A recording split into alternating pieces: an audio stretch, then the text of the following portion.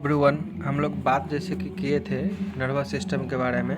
तो classification of nervous system के बारे में हम लोग बात किए थे। तो नर्वस सिस्टम को दो भाग में बांटा गया था, सेंट्रल नर्वस सिस्टम और पेरिफेरल नर्वस सिस्टम। तो सेंट्रल नर्वस सिस्टम को भी दो भाग में बांटा गया था, ब्रेन और स्पाइनल कॉर्ड। और पेरिफेरल नर्वस सिस्टम को दो भाग में बांटा गया था, क्रेनियल नर्व और स्पाइनल नर्व। तो आज हम लोग बात करेंगे सेंट्रल नर्वस सिस्टम के फोर ब्रेन के बारे में। सेंट्रल नर्वस सिस्टम में फोर ब्रेन के सबसे फर्स्ट पार्ट के बारे में बात करेंगे, जो कि होता है सेरिब्रम, या उसका दूसरा नाम टेलेनसेफेलॉन होता है। तो 70% ऑफ टोटल ब्रेन जो है वो सेरिब्रम फॉर्म करता है। 70% ऑफ टोटल ब्रेन का 70% भाग 70% भाग सेरिब्रम फॉर्म करता है। तो सेरिब्रम के स्ट्रक्चर के बारे में हम लोग यहाँ देखेंगे।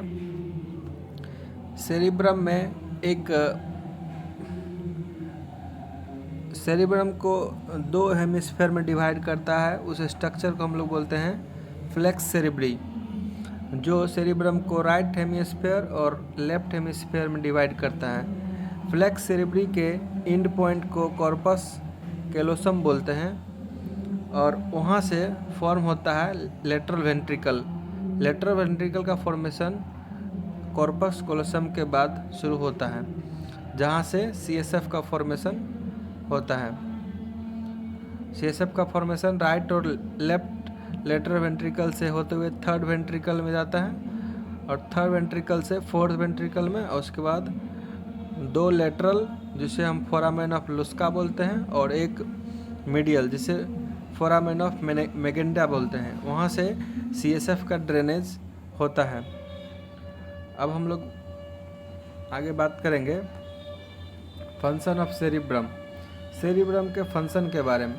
तो फंक्शन से पहले हम लोग देखेंगे कि सेरिब्रम के कितने लोब होते हैं। सेरिब्रम के 4 लोब होते हैं, एक फ्रंटल, पेराइटल, टेम्पोरल, ऑसिपिटल। और सेरिब्रम में 3 एरिया होते हैं। जैसे फर्स्ट एरिया होता है मोटर एरिया, दूसरा सेंसरी एरिया, तीसरा associate area. Motor area, these area are responsible for the carried out of the motor function.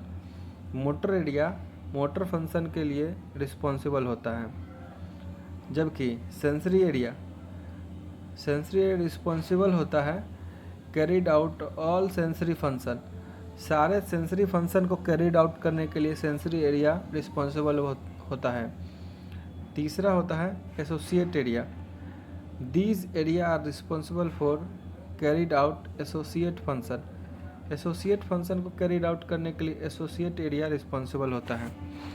अब हम लोग बात करेंगे सेपरेटली मोटर एरिया के बारे में। मोटर एरिया को भी डिवाइड किया गया, जिसमें फर्स्ट होता है primary motor area. Primary motor area जो सिचुएटेड होता है इन the frontal lobe. Motor area जैसे कि हम यहाँ देखे हैं, मोटर एरिया फ्रंटल यहाँ पे फ्रंटल एरिया में मोटर एरिया सिचुएटेड होता है। मोटर एरिया के अंदर देख रहे थे हम लोग primary motor area situated in the frontal lobe. Primary motor area made up of grey matter. Primary motor area grey matter का बना होता है, और इसका फंक्शन होता है it is responsible for carried all voluntary skeletal muscle movement except muscle of speech. Muscle of speech को छोड़ के सारे मसल मूवमेंट को ये कैरिड आउट करता है प्राइमरी मोटर एरिया। अब हम लोग देखेंगे Broca's area. Broca's area responsible होता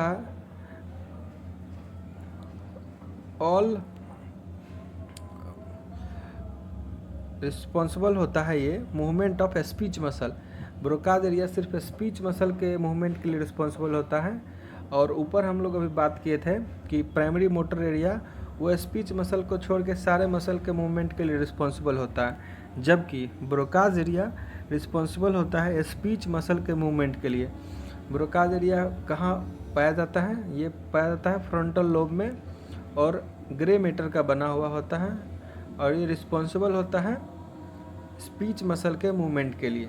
अब लोग हम देखेंगे सेंसरी एरिया के बारे में। सेंसरी एरिया में हम जैसा कि हम जानते हैं कि सेंसरी एरिया में सेंसरी नर्व जो होते हैं, जैसे कि ऑल्फैक्टरी नर्व जो सेंस और नोज और स्मेल को सेंस करता है, ऑडिटरी एरिया जो ईयर और हेयरिंग से रिलेटेड होता है, उसके बाद सोमैटो सेंसरी एरिया जो स्किन सोमैटोफॉर्म सेंस को कैरी करता है, और उसके बाद गस्टेटरी एरिया जो टंग और टेस्ट को रिकॉग्नाइज करता है, और उसके बाद है विजुअल एरिया जो आई और विजन से रिलेटेड है। तो सेंसरी एरिया के बारे में हम लोग बात कर रहे हैं। तो सेंसरी एरिया में फर्स्ट जो है olfactory area, auditory area temporal lobe में प्रेजेंट होता है। ऑल्फैक्टरी एरिया और ऑडिटरी एरिया टेम्पोरल लोब में प्रेजेंट होता है, जबकि सोमैटो सेंसरी एरिया और गस्टेटरी एरिया पैराइटल लोब में प्रेजेंट होता है, और विजुअल एरिया ओसिपिटल लोब में प्रेजेंट होता है। उसके बाद हम लोग थर्ड था हम लोग का एसोसिएट एरिया। एसोसिएट एरिया को 4 भागों में डिवाइड किया है। फर्स्ट है प्री मोटर एरिया, उसके बाद है प्री फ्रंटल एरिया, उसके बाद है वर्निकेज एरिया, उसके बाद है पेराइटो ओसिपिटल एरिया। तो हम प्री मोटर एरिया में देखेंगे कि ये बना होता है ग्रे मैटर का। Pre motor area grey matter का बना होता है जो सिचुएटेड होता है frontal lobe just in front of primary motor area. Primary motor area के सामने में फ्रंटल लोब में प्री मोटर एरिया प्रेजेंट होता है, और प्री मोटर एरिया का फंक्शन होता है, ये रिस्पॉन्सिबल होता है coordination of all motor movement which is carried out by primary motor area. All motor movement को कोऑर्डिनेशन के लिए रिस्पॉन्सिबल होता है ये प्री मोटर एरिया। उसके बाद हम लोग देखेंगे pre frontal area. Pre frontal area it is situated in the frontal lobe. ये फ्रंटल लोब में सिचुएटेड होता है और ये रिस्पॉन्सिबल होता है इंटर सेलुलर इंटेलेक्चुअल पावर के लिए, and make a difference between human and animal due to more developed in human. Prefrontal area human में मोर डेवलप्ड होता है और ये डिफ्रेंशिएट करता है ह्यूमन एंड एनिमल के बीच, ये डिफ्रेंशिएट करता है due to more development in human. Prefrontal area responsible होता है इंटेलेक्चुअल पावर के लिए। उसके बाद हम लोग देखेंगे Wernicke's area. Wernicke's area it is situated in the temporal lobe. It is also known as speech sensory area. Wernicke's area को स्पीच सेंसरी एरिया भी बोला जाता है।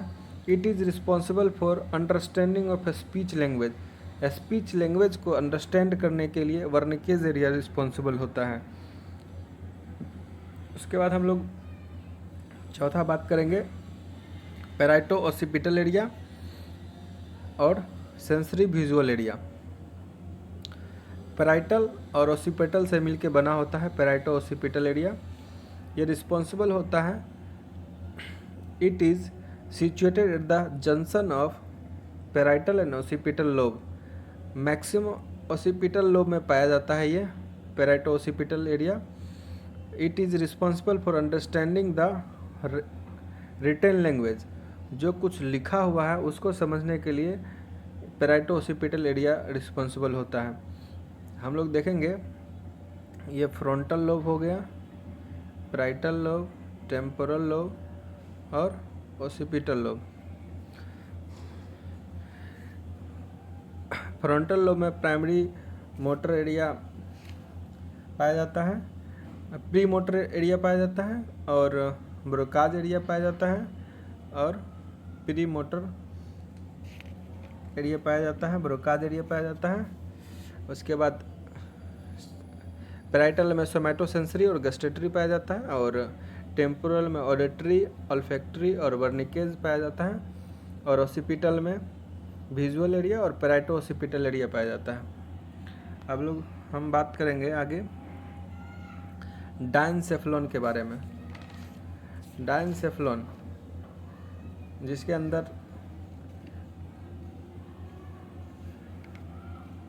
डायनसेफ्लॉन जो फोरब्रेन का दूसरा पार्ट है, ये diencephalon.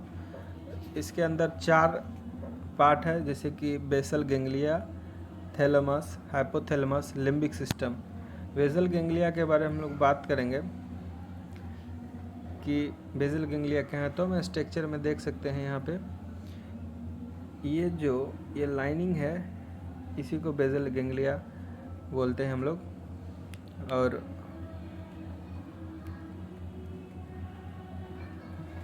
Basal ganglia it is made of grey matter. Basal ganglia grey matter का बना होता है और ये सिचुएटेड होता है lower side of lateral ventricle. Lateral ventricle के लोअर साइड ये पाया जाता है।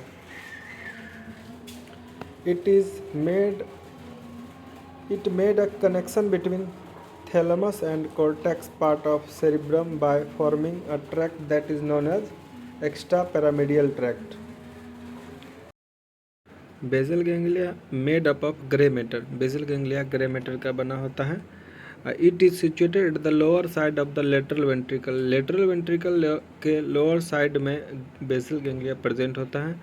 It made a connection between thalamus and cortex part of cerebrum by forming a tract that is known as extra pyramidal tract. ये connection establish करता है thalamus and cortex के बीच through extra pyramidal tract. Basal ganglia का function होता है it initial control and modulised some fine and cortex voluntary and involuntary movement. ये initiate करता है फाइन और कॉर्टेक्स, मॉड्यूलाइज्ड करता है some fine and complex movement को। एग्जाम्पल जैसे कि swallowing of saliva, blinking of eyes, swinging of the arms, इन सभी को ये मॉडलाइज करता है, कंट्रोल करता है। उसके बाद हम लोग देखेंगे it have D2 receptor site. D2 means dopamine receptor site, जो एक न्यूरोट्रांसमीटर है। डोपामिन एक न्यूरोट्रांसमीटर है, जो इसके पास D2 रिसेप्टर साइट अवेलेबल होता है। उसके बाद हम लोग देखेंगे thalamus. Thalamus is made up of grey matter. Thalamus grey matter का बना होता है। Situated in the lateral wall of the ventricle और डंबल शेप होता है। ये है वेंट्रिकल, थर्ड वेंट्रिकल, जैसे कि ये हुआ लेटरल वेंट्रिकल, यहाँ से थर्ड वेंट्रिकल का फॉर्मेशन हुआ, तो इसके साइड, दोनों साइड, थर्ड वेंट्रिकल के दोनों साइड थैलेमस प्रेजेंट होता है, जो डंबल शेप का होता है। इसका फंक्शन होता है रिले स्टेशन। ये रिले स्टेशन का काम करता है। रिले स्टेशन को समझने के लिए it is responsible for the collection of all sensory input except sense of smell, olfactory जिसको बोलते हैं, और distribute them to their concern area. ये रिस्पॉन्सिबल होता है collection of all sensory input, sensory input को कलेक्शन करने और except sense of smell, sense of smell को छोड़ के सारे सेंसरी इनपुट को ये कलेक्ट करता है और डिस्ट्रीब्यूट करता है देयर कंसर्न एरिया, जो इनके कंसर्न एरिया है वहाँ तक पहुँचाता है। It help in concentration, concentration में भी हेल्प करता है थैलेमस। उसके बाद हम लोग देखेंगे hypothalamus. Hypothalamus, hypo means below, it is situated inferior to the third ventricle और form floor of the third ventricle. Third ventricle के जस्ट नीचे पाया जाता है और एक तरह से हम कह देते हैं कि फ्लोर फॉर्म करता है थर्ड वेंट्रिकल। ये प्रेजेंट बिलो थैलेमस, थैलेमस के नीचे प्रेजेंट होता है और made up of grey matter, और ग्रे मैटर का बना होता है। हाइपोथैलेमस के फंक्शन के बारे में देखेंगे तो ये रेगुलेट करता है एंडोक्राइन सिस्टम को, रिस्पॉन्सिबल होता है सिस्टेमिक सिंथेसिस ऑफ हार्मोन के लिए रिस्पॉन्सिबल होता है, और पोस्टीरियर पिट्यूटरी के से सिंथेसिस ऑफ हार्मोन के लिए ये रिस्पॉन्सिबल होता है। जैसे कि ऑक्सीटोसिन और एडीएच, एंटी डायरेटिक हार्मोन। तीसरा फंक्शन है it have temperature regulating centre. Hypothalamus के पास टेम्परेचर रेगुलेटिंग सेंटर पाया जाता है,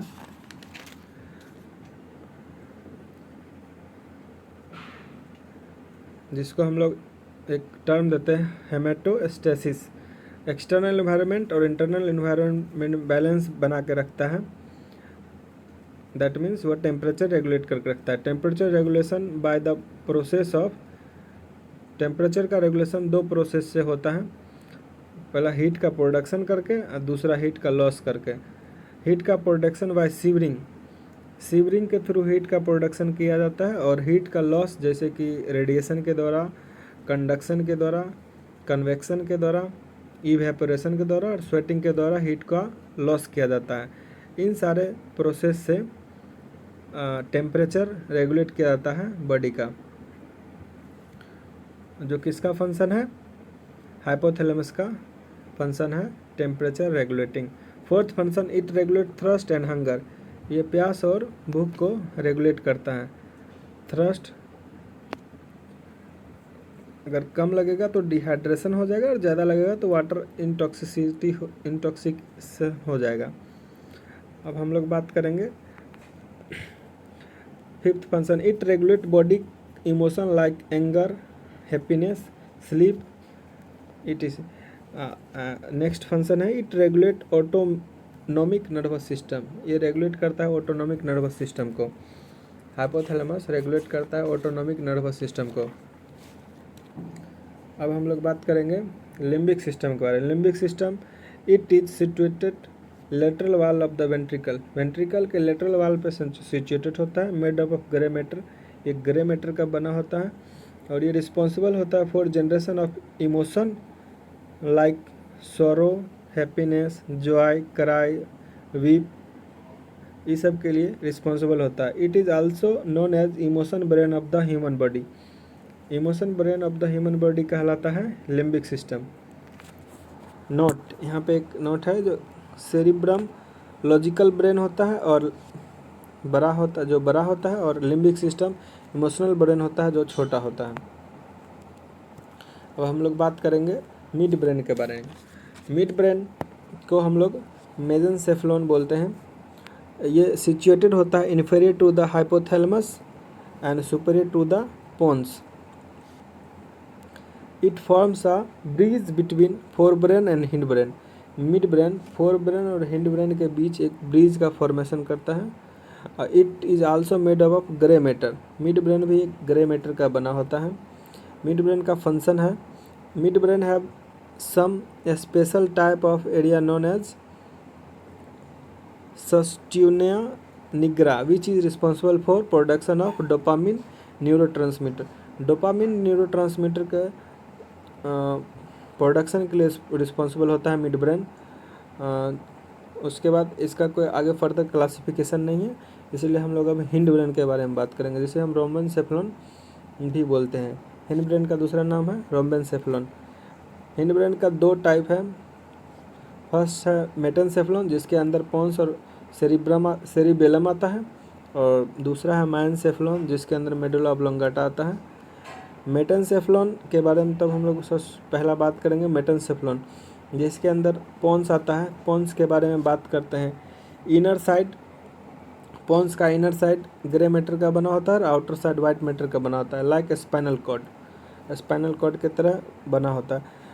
pons is situated inferior to the mid brain, superior to the medulla oblongata and anterior to the cerebellum. Pons is situated inferior to the mid brain, mid brain के नीचे पाया जाता है। Superior to the medulla, medulla के ऊपर पाया जाता है, और anterior to the cerebellum, cerebellum के आगे पाया जाता है। फंक्शन, पोन्स का फंक्शन है it help in the regulation of inspiration by two important center, apneic center और pneumotaxic center. Apneic center it is responsible for stimulation of inspiration, ये inspiration को स्टिमुलेट करता है, और टैक्सिक centre it is responsible for inhalation of inspiration, ये inspiration का inhalation करता है। उसके बाद हम लोग देखेंगे मेडुला ऑब्लंगाटा, जिसको माइनसेफ्लोन बोलते हैं।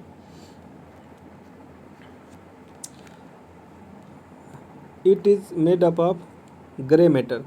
मेडुला ऑब्लंगाटा ग्रे मैटर का बना होता है। ये सिचुएटेड होता है inferior to the pons, continue with spinal cord that present in vertebral column through a foramen which is present on occipital bone.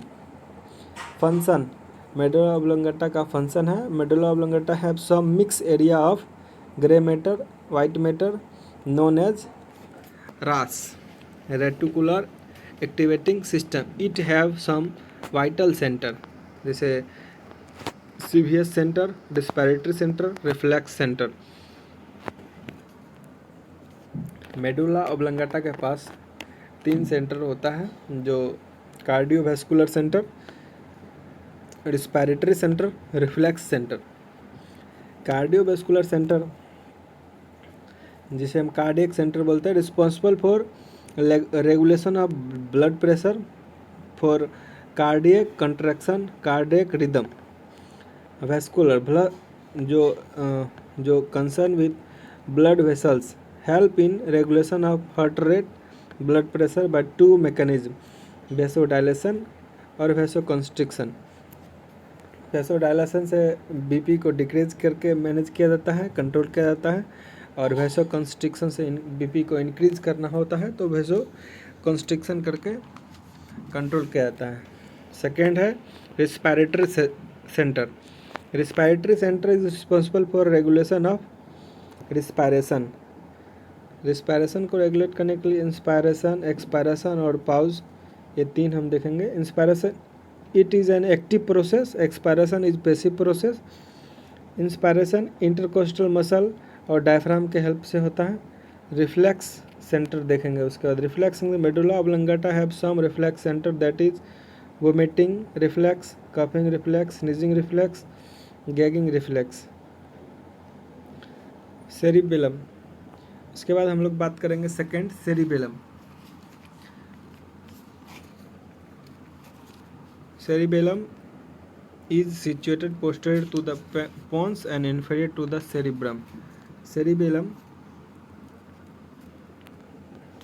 जो पार्ट है हिंड ब्रेन का, जो मेटेनसेफ्लोन के अंदर हिंड ब्रेन का पार्ट है सेरिबेलम, वो प्रेजेंट होता है posterior to the pons and inferior to the cerebellum, मतलब पोन्स के पीछे और सेरिब्रम के नीचे पाया जाता है cerebellum. It is made up of grey matter. Cerebellum is made up of grey matter, grey matter का बना होता है। ये voluntary, it is involuntary organ, ये इनवॉलंटरी ऑर्गन होता है। यह vermis is a dividing structure of cerebellum. Cerebellum का डिवाइडिंग स्ट्रक्चर को वर्मिस हम लोग बोलते हैं। उसके बाद सेरिबेलम का फंक्शन है, जो कि हम लोग देख रहे हैं। Cerebellum is known as central organ of posture and balance. Cerebellum posture और बैलेंस को मैनेज करता है। इससे आगे हम लोग नेक्स्ट क्लास में देखेंगे स्पाइनल कॉर्ड के बारे में। Thank you so much.